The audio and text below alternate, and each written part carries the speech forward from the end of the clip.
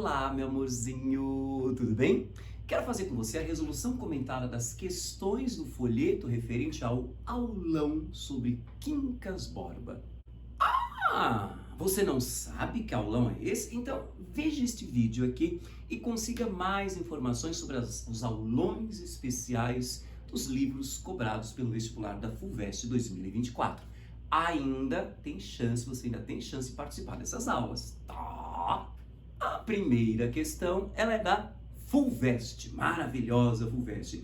Pegou-se um trecho em que o narrador, né, de Quincas Borba, vai fazer um comentário sobre a nossa Sofia. Ela tinha acabado de participar da Comissão das Alagoas e você se lembra, a gente falou disso na aula. O fato de você ter uma desgraça ali em Alagoas, um monte flagelado, passando fome, vai ser positivo, vai ser uma graça, vai ser uma maravilha. Olha, a desgraça de uns é a vitória de outros. Vai ser maravilhoso para a Sofia, você se lembra por quê, né? Porque assim, veja, lembra que as senhoras da elite do Rio de Janeiro, do Grand Society, né? Essas senhoras do High Society, vão se reunir para juntar donativos e mandar esses donativos para Alagoas. É aí que elas chamam a Sofia. Foi um momento de glória, quer dizer, graças a essa desgraça em Alagoas, a Sofia finalmente foi vista pelas mulheres do High Society, finalmente foi lembrada e entrou para esse grupo seleto.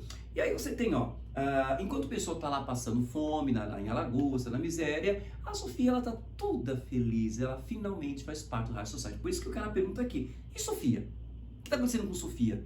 Sem falar que a gente acabou de ver a Sofia. Essa Sofia, será que ela está angustiada? Será que ela está passando mal? Será que ela está preocupada? Não, diz o narrador, ela dormia bem, ela comia bem, dormia largo e fofo. Ela está muito bem. Desgraça lá em cima, tá tudo ótimo para ela, né? E aí, o narrador até fala uma coisa assim interessante, né? Que a participação dessa Sofia na Comissão das Alagoas fez com que ela fosse elogiada na imprensa, principalmente no jornal Atalaia. Ela foi chamada de o anjo de consolação. E a Sofia, muito esperta, ficou super preocupada, porque esse jornal só elogiou a ela e não as outras mulheres que participavam dessa comissão. E ela ficou super preocupada porque, nossa, eu acabei de entrar nesse grupo, acabei de conquistar a amizade delas, e já pensou se eu gero ciúme entre elas?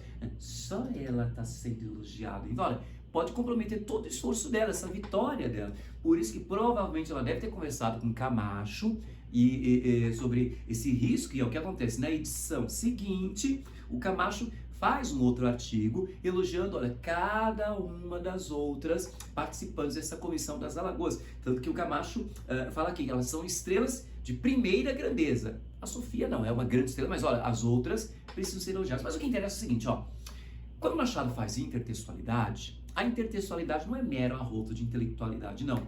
Tem muito conteúdo. Essa intertextualidade não é só para ele se exibir, é para ele acrescentar informações, tá? Eu até fiquei na dúvida, será que ele faz para se exibir? Não. Ele está enriquecendo o texto dele, está acrescentando informações. Tanto que a FUVEST, ela dá essa explicação. Porque o que é Tartufo? Ela explica, No excerto, o autor recorre à intertextualidade, dialogando com a comédia de Molière, Tartufo, de 1664, cuja personagem central, o Tartufo, é um impostor da fé, é um cara que é falso, ele quer passar a imagem de que é moralista, ele é impostor, quer passar a imagem de que é um cara que segue a fé, e na verdade é um sem vergonha, é um safado. Muito bem, tal é a fama da peça que o nome próprio se incorporou ao vocabulário. Tartufo é nome da personagem e acabou entrando com uma palavra, um substantivo comum, para designar o quê? O indivíduo hipócrita. O indivíduo que é um falso devoto. Ele passa a imagem de que é uma pessoa pura, santa, e na verdade não é nada disso. Isso você vê na Sofia. Veja, ela é uma falsa devota, porque ela está super preocupada com a Comissão das Alagoas, ela está super preocupada, quer dizer, essa imagem que ela está passando, ela está super preocupada com o quê? Em ser aquela mulher super ligada, super preocupada em que eu sou muito, muito ligada, eu estou super atenta, eu estou aflita com o que está acontecendo em Alagoas, eu quero fazer todo o possível para ajudar esses pobres, os flagelados de Alagoas. Quando na verdade ela não está preocupada com os flagelados, ela quer o status. Veja que graças a essa comissão, finalmente ela entra no High Society, ela é convidada por essas mulheres da Comissão das Alagoas a participar e juntar donativos. Tudo bem, então ela é assim, ela é tartufa. Muito bem, No contexto, agora, veja, eu expliquei como é que ela é tartufa, como é que ela tem tartufice, né? Como é que ela se comporta como tartufo nesse episódio. Só que agora amplia. Agora, no contexto maior do romance, sugere-se que a tartufice se cola a imagem da leitora indiscreta quanto aos amores alheios. A leitora fica pensando, nossa, será que a Sofia vai ficar com Carlos Maria? Porque pintou um clima entre os dois. Aí, indiscreta, leitora, não seja indiscreta.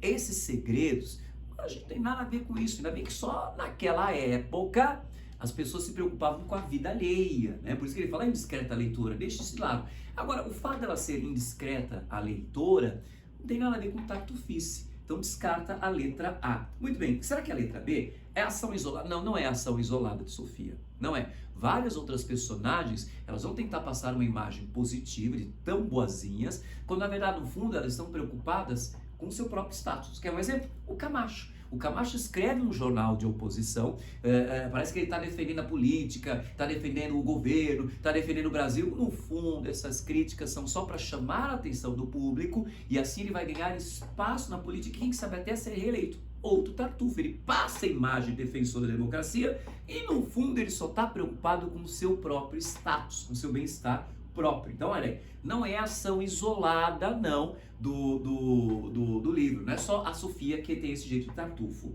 Letra C, vamos ver se a letra C que está correta. Diz respeito ao filósofo Quincas Borba, que explica, nada explica o título do livro. Então você vai ver que uma das características do Quincas Borba é essa limitação no conhecimento. E uma dessas limitações é por que o livro se chama Quincas Borba? É por causa do cachorro? É por causa do filósofo? Nunca saberemos. Letra D. Então, descartada a letra C, letra D. Se produz na imprensa, apesar... Veja, a imprensa, sim, ela é cheia de tartufice. Acabei de falar no exemplo do Camacho, né? Apesar desta se esquivar da eloquência vazia. Eloquência é o ato, é a qualidade de falar, né? Então, essa eloquência, ela é vazia. Você vê que o discurso do Camacho, a escrita dele é cheia de clichês, lugares comuns. É falar bonito sem nenhum efeito. Como os políticos hoje ainda são assim. Portanto, descartada a letra D. A letra E. Se estende à sociedade. A sociedade, ela tem esse caráter de tartufice, na qual o cinismo, a cara de pau dessas pessoas, é o trunfo dos fortes. Então, a pessoa tem a cara de pau de dizer, como é o caso da Sofia, como é o caso do Camacho, eles têm a cara de pau de dizer, eu estou preocupado com ideais maiores. Sofia, eu estou preocupada com o pessoal de Alagoas. Camacho, eu estou preocupado com a política brasileira. No fundo, que cara de pau, vocês estão preocupados com o seu próprio status, queridos. Portanto, para a primeira questão, você deve ter assinalado a letra E. Já a segunda questão é a abertura do Quincas Borba, que a gente analisou direitinho na aula, né? A gente vê o Quincas, um desocupado, tá olhando a enseada e pensando, nossa, um ano atrás eu era um pobre professor, coitado, hoje ele é capitalista, quer dizer, um cara que vive de rendas. O que a FUVEST perguntou? O primeiro capítulo de Quincas Borba já apresenta ao leitor um elemento que será fundamental na construção do romance. Tem alguma coisa que faz parte do estilo que já está aqui. Será a letra A contemplação de paisagens naturais? Tá. Então, Quincas Borba é um livro em que um cara fica contemplando, quer dizer, olhando atentamente as paisagens naturais. Não. Esse não é o elemento que vai ser a estrutura do livro. Vamos entrar na letra B. A presença de um narrador personagem. O narrador não é personagem. O narrador está em terceira pessoa. Já está descartada a letra B. C. Sobriedade, quer dizer, a pessoa que é sóbria, que é equilibrada. Você vê que ele começa olhando para si, olha para as chinelas, olha para o chão, olha para a casa, olha para o jardim, aí já passa para a praia, para o mar, para a montanha, para o céu. Isso é meu, isso é meu, isso é meu, isso é meu. Olha a lógica do capitalista, a lógica da posse. Tudo isso é meu, isso é meu. Veja, isso não é uma pessoa sóbria. Lembra que a gente falou isso aqui? Já no primeiro capítulo, a gente já vê um grãozinho, uma sementinha da loucura. Ele acha que porque ele é rico, eu sou rica, eu sou dono de tudo. Não há sobriedade aqui. Temos a letra D. O sentido místico e fatalista, Machado não acredita em misticismo. Isso não vai ser a estrutura do livro, não há misticismo. Ficou a letra E. A reversibilidade entre o cômico e o trágico. Veja, tem alguma coisa cômica nessas intertextualidades. Do nada, o narrador fala, em verdade vos digo, Essa frase é de Cristo, no Sermão da Montanha. Em verdade vos digo, você pensa que ele vai falar uma coisa, super bonita, né? Mas não, eu pego essa frase para o quê? Que é de Cristo, que é uma coisa séria, que é da Bíblia, para falar o quê? Olha, Deus escreve certo por linhas tortas. Olha outra coisa que seria muito séria. Essa frase, Deus escreve certo por linhas tortas, eu espero que eu vou falar de uma coisa maravilhosa para falar o seguinte, olha, ainda bem que minha irmã não se casou com Quincas, ainda bem que minha irmã morreu, ainda bem que o Quincas morreu, porque agora eu tô rico. Credo! Então, olha, essa junção de coisas tão absurdas é a cara do estilo, esse estilo que a gente chama de heterogêneo. Tá aqui, ó, a reversibilidade, algo que parecia trágico, mas é cômico. É cômico ver como ele trabalha com essa inversão de valores, né? Veja, Deus escreve certo por linhas tortas, eu uso essa expressão para falar de coisas boas, santas, positivas. Agora, Deus escreve certo por linhas tortas para, vou dizer, ó, ainda bem que Deus matou a minha irmã. Que isso? É, porque assim eu tô rico. Que horror! Então, olha, eu tenho essa reversibilidade entre o cômico e o trágico, como se lê, de modo que, olha, outro exemplo, de o que parecia uma desgraça. Lógico que a morte de uma pessoa é uma desgraça. Morreu Quincas Borba, desgraça, ele não é teu amigo. Morreu tua irmã Piedade, desgraça, é tua irmã. Não foi uma desgraça, foi ótimo que assim eu fiquei rico. Gente, olha de novo o cinismo. Gente, que raciocínio é esse? Portanto, segunda questão, você deve ter assinalado aí a letra E. Terceira questão é da Estadual de Londrina. Ela nos apresenta algumas afirmações. Vamos ver, ó. O narrador, no presente, está no momento presente, dirige suas palavras ao leitor do seu texto. O narrador conversando com o leitor. O leitor acaba incluso na narrativa. Isso é uma característica típica de Machado de Assis. Conforme se pode deduzir do emprego do vos digo. Eu, narrador, digo, está no presente, digo a vós, vos digo. Vos digo já significa, é o narrador conversando com o leitor. Primeira afirmação, corretíssima, né? Veja aí a segunda. As palavras do narrador dizem respeito ao momento de meditação de Rubião sobre sua mudança de classe social, momento esse do qual o narrador onisciente tem pleno conhecimento. Ele até recorda, nossa, o narrador consegue, porque ele tem pleno conhecimento, ele entra na mente da personagem e consegue ver. Olha, eu no passado era professor, hoje eu estou riquíssimo. Verdadeiríssima segunda questão. Terceira, o emprego do olha e entra no tempo presente reflete o apego que o protagonista tem à sua nova condição econômica, tentando, ele não esquece o passado, não, ele fica comparando, ele fica, o que é cotejar? Ele vai fazer uma comparação de uma lista de coisas com outra lista de coisas, o que eu era antes, ele faz questão de não esquecer, para ver, olha como eu sou vitorioso, eu não quero esquecer meu passado. Então esse negócio de esquecer o passado é errado. Terceira, falsa. Quarta afirmação, visse e cuidaria, aí estão para registrar uma possibilidade de interpretação que, na verdade, condiz com o que é realmente, com o que realmente é relatado pelo narrador. Quem visse o cara olhando para a janela, contemplando, veja, cuidaria, quer dizer, pensaria que ele estaria admirando a paisagem. Olha aí, as limitações do conhecimento. Você caiu numa interpretação errada. Isso é tão comum nesse livro, você caiu numa interpretação errada. O cara não está admirando a paisagem. Então o narrador entra na mente e percebe, não, ele está comparando o passado com o momento presente. Portanto, também errada, essa não condiz com o que realmente é relatado. Ele não está lá, né, admirando a paisagem, não. Portanto, se só 1 e 2 são verdadeiras, você deve ter assinalado para a questão 3 a letra A. Questão 4 também da UEL. Ela pergunta o seguinte: na passagem citada, o narrador a situar a personagem, Rubião, no espaço e no tempo. Concomitantemente, quer dizer, ao mesmo tempo, o discurso direto através do qual a própria personagem se apresenta. Por meio da fala, você vai conhecer quem é esse cara, né? Nesse jogo entre o que o narrador diz de Rubião e o registro do que o próprio Rubião pensa, é correto afirmar que a personagem é um novo rico, sim, a oscilar entre os valores determinados pelo capital e os valores determinados pela família. Veja, quando ele fala, ai, que bom que minha irmã morreu. Que família é essa? A família sempre pensa no bem dos seus integrantes. Comemorar a morte da irmã? Achar bom a morte da irmã? Não é a letra A. Vamos ver a letra B. Um novo rico a encarar a si mesmo, ao mundo que o rodeia e a própria família pela óptica do capital. Verdade. Ele só pensa nisso, no dinheiro, com tudo. Então essa é que é a verdade. Mas se essa é verdadeira, qual é o erro das outras, professor? Veja a letra C.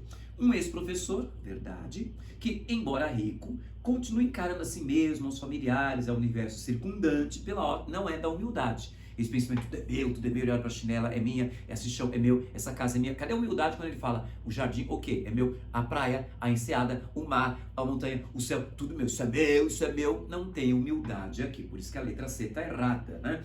Um ex-professor deslumbrado com sua nova situação de capitalista ele não encara a família pelos valores religiosos. Quando ele fala, Deus escreve certo por linhas tortas, parece até uma coisa religiosa. Mas não. Deus escreve certo Deus escreve certo por linhas tortas, ele está comemorando, olha, Deus sabe o que faz. Matou a minha irmã, agora a fortuna ficou toda para mim. Se minha irmã tivesse ficado viva, estaria casada com Quincas e a herança ficaria para ela. Por isso que ele fala, uma esperança colateral. Eu seria apenas um irmão de uma rica. Ela morreu, Quincas morreu e agora a fortuna ficou toda para mim. Não tem nada de religião aqui. Desde quando religião é preocupada com dinheiro? Então, letra D descartada. E aí, um capitalista esquecido de sua antiga condição, ele faz questão sim de lembrar a sua antiga condição para se sentir um vitorioso. Como eu estou bem, né? Portanto, para a quarta questão, você deve ter assinalado a letra B.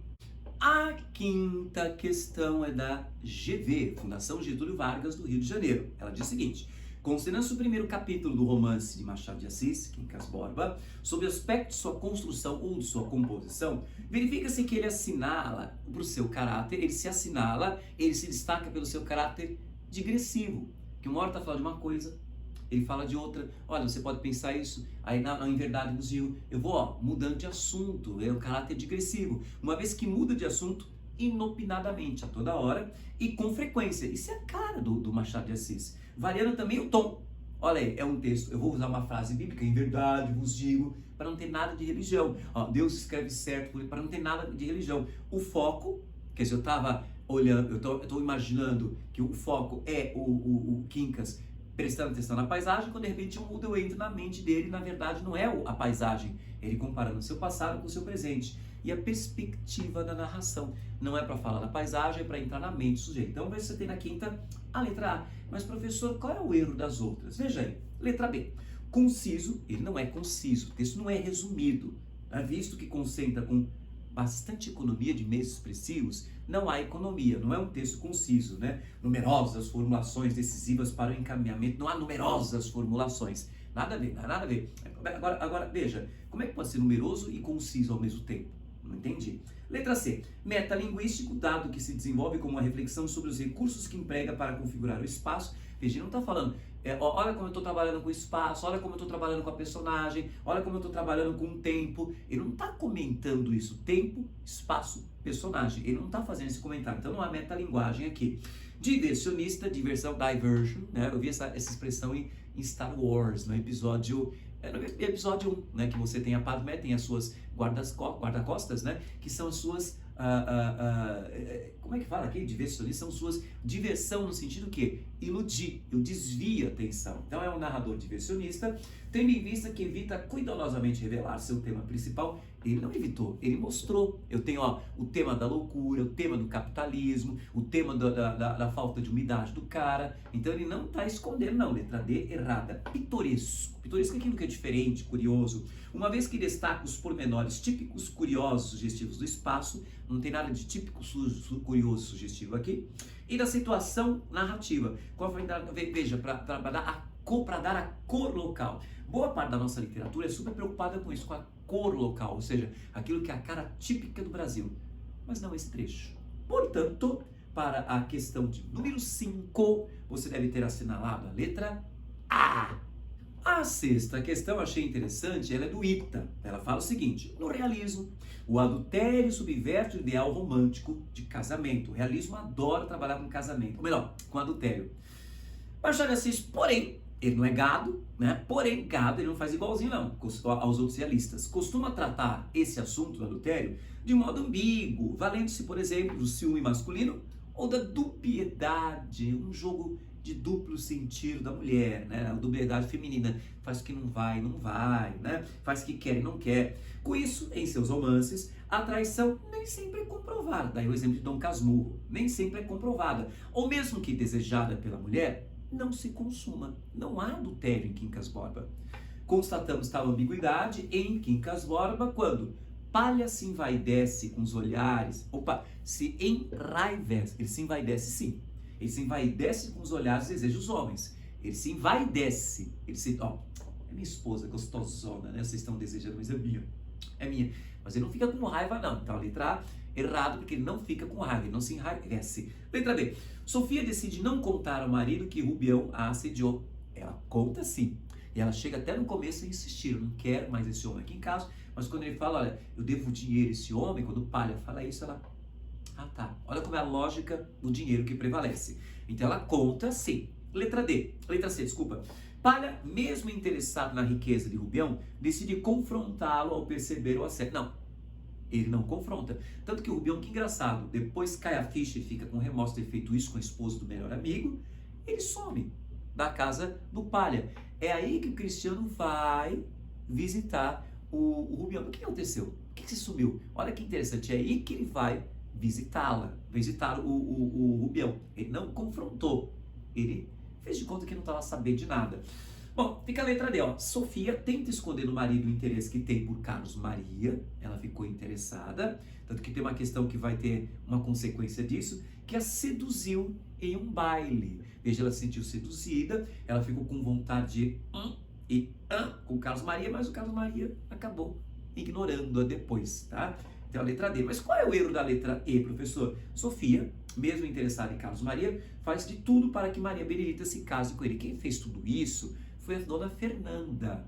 E a Sofia fica com despeito, né? Você percebe que ela tá morrendo de ódio, né? Que a Maria Benedita, a menina que ela educou, que ela conseguiu trazer um jeito mais... Ela educou a menina a se comportar como uma mulher do High Society e a menina acaba ficando com o mais bonitão do Rio de Janeiro. Então ela fica com despeito. Portanto, para a sexta questão, você deve ter assinalado aí a letra D. A sétima questão é do Ita. E ela é muito interessante porque ela toca num tema importantíssimo em Quincas Borba. Tá aqui, ó.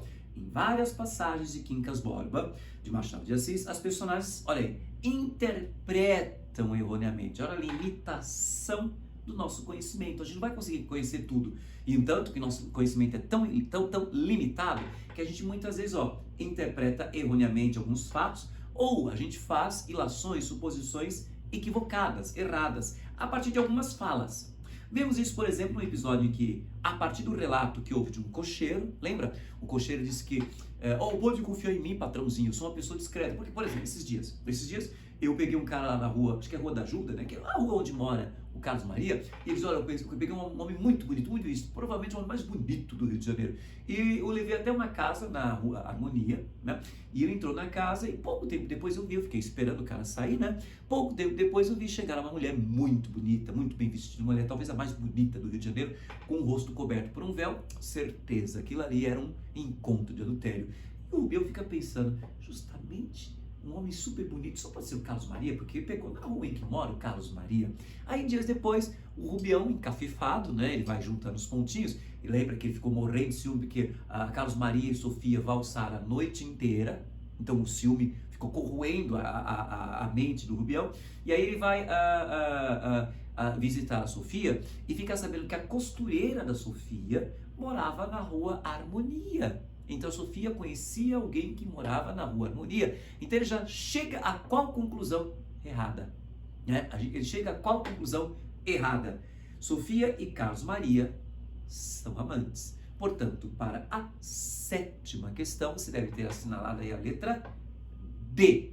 Agora nós temos uma sequência de questões, da 8 até a 10, baseadas em 3 textos. O primeiro é um poema famosíssimo, né?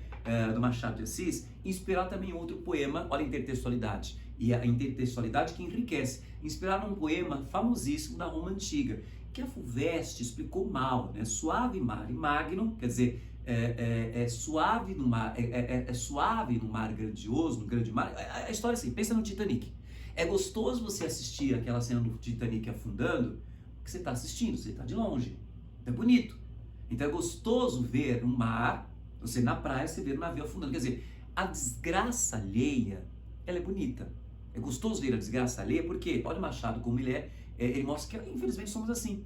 É gostoso ver a desgraça alheia quando não é a nossa, quando a gente está vendo de longe. E é isso que o tema, o título do poema já anuncia o que é o poema. Ele vai contar a história de um cachorrinho que está morrendo envenenado e as pessoas, todas as pessoas passam e ficam olhando aquela cena. Quer dizer, aquela cena aqui da morte de um cãozinho envenenado, dá até agonia. Então isso vai entreter as pessoas se divertem com a desgraça alheia. Bom, aí você tem um segundo texto, que já é do Quincas Borba, ele fala: tão certo é que a paisagem depende do ponto de vista. Então você está vendo por baixo, está vendo por cima, está vendo longe, está vendo perto, depende do ponto de vista. Bom, você que já alugou o apartamento na praia, você sabe, depende se esse apartamento vai ter uma vista, se dá para a praia, se dá para os fundos, quer dizer, depende do ponto de vista, né? E que o melhor modo de apreciar o chicote é ter o cabo na mão. Quer dizer, a pessoa que está recebendo o chicote nas costas, a não ser que seja aquela pessoa de 50 tons de cinza, né? Mas a pessoa que está recebendo chicote nas costas, ela não vai gostar. Então a melhor maneira de você apreciar o chicote é se você está usando o chicote. Tudo depende do ponto de vista. E aí tem um terceiro texto em que a Sofia teve um pesadelo com Carlos Maria. Ela está muito chateada porque ela ficou empolgada com Carlos Maria e do nada o cara esquece, né? E aí no meio ela tem um pesadelo, ela grita. Eu sou desse também, que tem pesadelo, eu grito, né? Então ela grita. Sofia soltou um grito de horror e acordou. Veja, tinha ao pé do leito o marido. Veja, ela ficou assustada. Será que eu falei alguma coisa? Ela, que foi? Perguntou ele. Respirou Sofia. Gritei, não gritei. E aí ela ficou preocupadíssima. Nossa, será que eu falei alguma besteira? Será que nesse pesadelo eu falei Carlos Maria, meu marido percebeu? E ela mente. Olha como essas personagens são mentirosas, ainda mais as mulheres machadianas. Sonhei que estavam matando você. E olha que interessante. Palha ficou enternecido. A mulher sofrendo um pesadelo e ele se sentiu, olha como a gente gosta da desgraça alheia. Por quê? Havê-la feito padecer por ele, ainda que em sonhos, encheu de piedade, mas de uma piedade gostosa, um sentimento particular, íntimo, profundo, que o faria desejar, olha, eu quero que essa mulher tenha mais pesadelos, credo, para que o assassinassem aos olhos dela e para que ela gritasse angustiada, convulsa, cheia de dor e de pau. Veja, ela teve pesadelo, ela fica agoniada por minha causa. Veja, olha a vaidade, né? O cara está se achando, olha, eu queria tanto que ela tivesse mais e mais e mais pesadelos, porque é gostoso, é gostoso vê-la sofrendo por minha causa. Essa mulher realmente me ama. Mas veja o que diz a 8ª questão sobre o poema. A visão do eu lírico é aquele que está falando no texto, não é nostálgica. Nostálgica quer dizer com saudade, que saudades que tenho da minha infância. Não. Não tem nada de nostalgia, não tem nada de saudade aqui. Vamos ver. Letra B. Centra-se com desprezo na figura do animal agonizante. Não há, o narrador, né, desse poema, o eu lírico, não está desprezando o animal, né? Não há, bem feito. Bem feito também não é desprezo, olha, coitadinho, não há desprezo. Então, olha aí. Aprende displicentemente o movimento dos transeuntes. Ele não é displicente. Displicente é aquele relaxado, que não está nem aí. Não. É bem organizada a maneira como ele está captando essa cena. Não há displicência, não. Então está descartada a letra C. Vamos ver se é a letra D. Ganha distância, veja, é o cara que ele não está ali no meio do povo, vendo aquele cachorrinho morrendo envenenado. Ele está à distância, porque essa postura distante garante o quê? Que ele capte a cena em todos os seus aspectos, né? Então, ele vai conseguir ver a posição, a ação, que mais? Ele vai conseguir ver o sentimento, a curiosidade de todos os transeuntes. Mas o que está errado na letra E, professor? Apresenta o espectador da crueldade como um ser não é incomum. Isso é, infelizmente, comum no ser humano. Quantas vezes você vê vídeos de catástrofes, de tragédias, né? E o pessoal filma, eu acho que eu fico mais indignado ainda, me dá uma gastura, um mal-estar, gente que grava briga. Em vez de você estar separando as duas pessoas brigando, você está gravando, ainda tem a paciência de editar e colocar na rede social. Isso é muito comum, gente que fica curtindo a desgraça alheia. Portanto, para a 8ª questão, você deve ter assinalado aí a letra D. A 9ª questão, também da FUVEST, ela fala o seguinte, sobre analogia. Você vê uma semelhança entre duas coisas. Bom, ela explica aqui, a analogia consiste em um recurso de expressão comumente utilizado para ilustrar um raciocínio por meio da semelhança que se observa entre dois fatos ou ideias. Nossa, isso é muito comum, por exemplo, Maria de Disseu. No texto 2, analogia construída a partir da imagem do chicote. Veja, quem é que vai ter prazer em usar chicote? Quem está usando. Ou melhor, quem é que vai achar o chicote prazeroso? Esquece 50 tons de cinza, tá? Mas quem é que está gostando do chicote? Não é quem está levando a chicotada, e sim quem está segurando. No fundo, olha a analogia. O Machado não está falando de chicote. Você sabe do que ele está falando, né? Então, a analogia construída a partir da imagem do chicote pretende sugerir que o instrumento do castigo nem sempre cai em mãos justas. Não é isso que ele está falando. Não é que, olha, o castigo devia estar caindo na mão justa. Não, ele está falando, ó, não interessa, a questão não é nem a justiça. Não interessa se você está chicoteando com justiça ou não. O que interessa é você estar chicoteando. Não sei se você me entendeu. A questão não é se eu estou chicoteando, se a mão que chicoteia ela é justa ou não. O que ele está preocupado é, tem uma mão chicoteando, tá? Letra B. O apreço aos objetos independe do uso. Não, depende sim. Que o uso que se faz dele. Se você está sendo chicoteado ou se você chicoteia. Então você, ó, se eu estou usando esse objeto, ele me dá muito mais prazer. Então tá errado esse independe, não depende. O cabo é metáfora de mérito. A pessoa merece usar aquele chicote. E aponta, aquela pessoa merece ser culpada. Ele não está questionando se a pessoa está sendo chicoteada, se merecia ou não. Ele não está querendo dizer se o cara, ele merece. Então ele é um cara, é o punidor, ele está lá porque merece. Não é meritocracia que está aqui, não. Apenas ele está dizendo, eu tenho uma pessoa que está usando chicote. Quem usa chicote é que sente prazer em usar chicote. Não interessa se a pessoa, como disse a outra alternativa, se ela está certa, se ela está errada, se ela merece ou se ela não merece. Não interessa. O que interessa é que tem alguém usando chicote. Então, descartada a letra C. D. O mais fraco, por ser compassivo, é incapaz de desfrutar do poder. Veja, a ideia é, como a pessoa é fraca, ela é boazinha demais, então ela não merece ter poder, não merece usar o chicote. Boa tese. Parece darwinismo, né? Social. Mas não tem nada a ver com o texto. Ficou a letra E.